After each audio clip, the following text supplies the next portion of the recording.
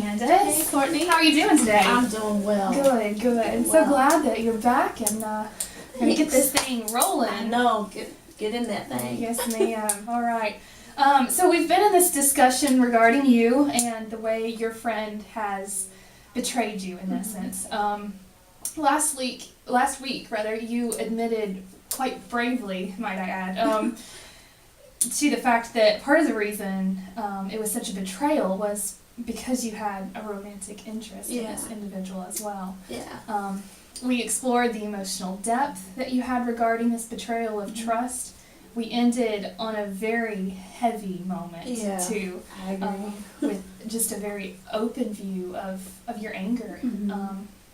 You said to a much more naive Candace, a 5 years ago Candace, that you would tell that Candace to tell him to go straight to hell. Yeah, and you felt it very it was heavy. a lot. Yeah. I think that response just showed how not just angry you were, but also how hurt you were. Yeah. Is that a good assumption to make? Do you feel that's where you were? Yeah, of course. I thought about it a lot, like a couple of days afterwards, and I was like, gosh, I was really upset. I usually don't tell people to go straight to hell, so yeah, I was hurt. So yeah. It was a lot. Well, it just seemed like there was it was kind of a divorce between the two yous, because that doesn't seem like something that the Candace who's so strong in her faith, that doesn't seem like something you would be very willing to even admit out loud. Was it an opening experience for you? And that's what I was kind of hinting at. I was like, man, that wasn't very Christian-like of me to say that, but I was really angry. So I think I was upset with myself for saying that, but it did reveal that I was hurt. Absolutely. So it let me know, like, okay, that probably wasn't the right thing to say. However, it was how I was feeling. That's how I was feeling. So it showed the severity of the emotions there. These aren't just high-level emotions. This is deep. And it has cut deep. Yeah. So I was about to ask you, you've had a week to ruminate on these emotions and everything. But what are your thoughts today as you're coming in and as you've thought about things this past week?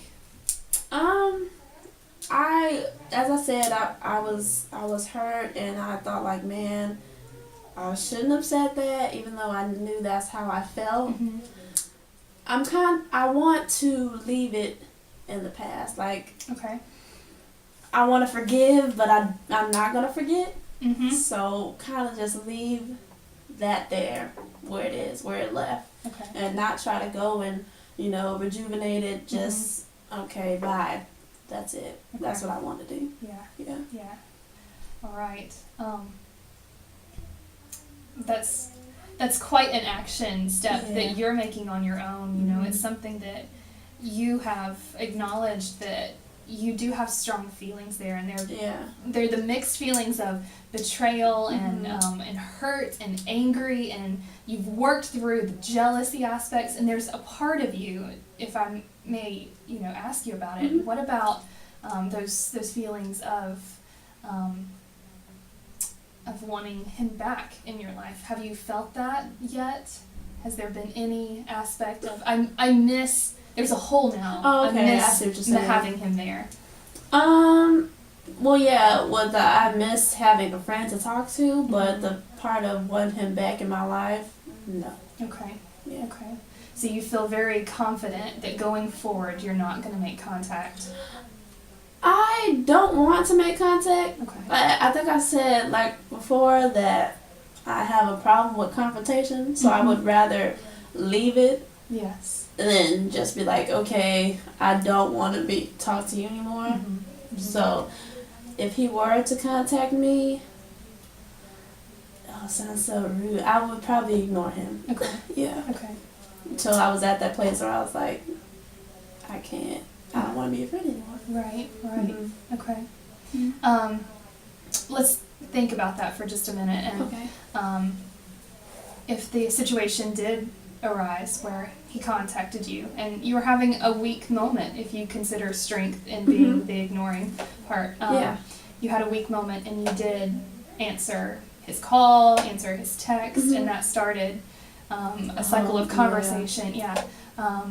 How would you feel about that?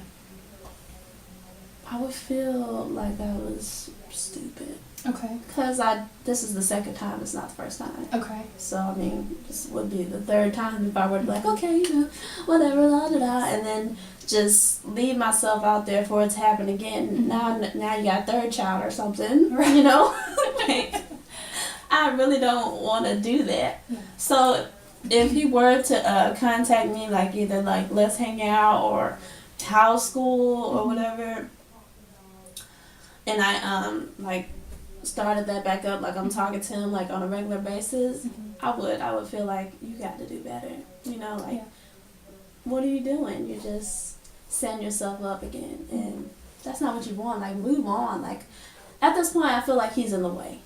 So that's how I feel. All right. Just so that we can possibly assure this not to happen, what are some things that you feel like you can do maybe to set up boundaries between you two, just so that doesn't happen? I know you talked about wanting to forgive but not forget, and you mentioned in a session, may have been the first session, that you talked about how it wouldn't be helpful for either one of you to make that contact and say, hey, I forgive you. It's just something you're going to have to do internally, is what you had mentioned. So based on that, what do you think? Like you're saying, like, what should we do? Like, yes, yeah. Just some boundaries. Boundaries. Yes. I think right now we're not talking. If I were to talk to him, I wouldn't like give him much attention. Okay. Like, just answer your question. I don't want to seem like a harsh person, or like I'm trying to get revenge from you. Like, you hurt me, now I'm gonna hurt you. I don't want to do that. So I think I would just, if I were to set boundaries, if I was to talk to him, I probably wouldn't talk to him all the time. Okay.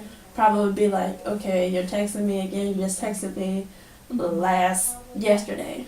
So calm down. Okay. Yeah. Do you feel that that's a safe way to go about it? You don't feel like absolutely no contact is the best way for you, but that's how I feel right now. Yeah. You don't feel like you'll get sucked in if you were to? If I were to talk to him, like, that's how I feel. Like, I feel like I would start talking to him again, because, I'm like, oh, well, maybe it wasn't that bad or whatever, and I don't want to, like I said, he's in the way. Right. And that's how I feel. Like, just let it go. 5 years is up, so move on. You know what I'm saying? So I feel like the best option would be not to talk to him. So, yeah. So, some very tangible ways of doing that. What do you think you can do? Whether that's maybe deleting his number, if that would be a better way to do it, blocking his number if it gets something to where he's constantly trying to make contact with you. What are some ways you think you could do that? I think that's a good way. If my goal is to not talk to him, then, not answering his text messages, because I don't really call on the phone that much, but not answering his text messages, and so I guess blocking his number or whatever. But I can ignore a text message. It would be like the Instagram or the Facebook and stuff like that, so maybe unfollowing him or stuff. Okay. Yeah. Is it difficult watching his life unfold in front of you? On social media, things like Instagram and Facebook? I don't know if it's difficult. It's like you still haven't said anything about it, maybe. So it's like you're just living your life. So maybe, I guess that is. Maybe it is difficult. Okay. Yeah. He's showing the whole world, and yet he still hasn't talked to you about it? Yeah, pretty much. I wouldn't say difficult as in, why aren't you with, like, stuff like that. But, like what you said, like, I think that's exactly it. Like, you showing everybody else. It's like I feel like that's so, like, short, like, so insignificant. You can tell the whole world, but you don't tell me. Right. Yeah, so. It comes full circle back to that betrayal. Yeah. Absolutely. All right. So that's basically, in essence, what success would look like for you. Yes. Is that Moving definitive completely on. Okay. Yeah. Moving on. Mm-hmm. That's my goal. Okay. And what does moving on look like for you? I could still be cordial with you. I could still be nice if I were to see you somewhere and like, oh, hey, how's it going? Or whatever like that. But I'm not sitting here giving you all my attention or all my emotions. You're cut off. You're not a friend anymore. You're kind of like an associate. So yeah. Okay. That sounds fair. Very much so. Okay. All right. Well, I think that we came to a good conclusion as far as, some definitive answers as far as, what you're going to do after this point. So kind of taking this back to just right here in the room, what was it like sitting in here and talking to me about your problems? It was nice. I felt like I could express myself in a safe environment. Okay. Like you made it very safe for me to talk about how angry I am, more so than I would with my friends. Right. So kind of like you were unbiased, pretty much. So I enjoyed that. I feel like I got a lot, accomplished. So good. All right. Yeah. All right. Well, thank you very much, Candace. Thank you.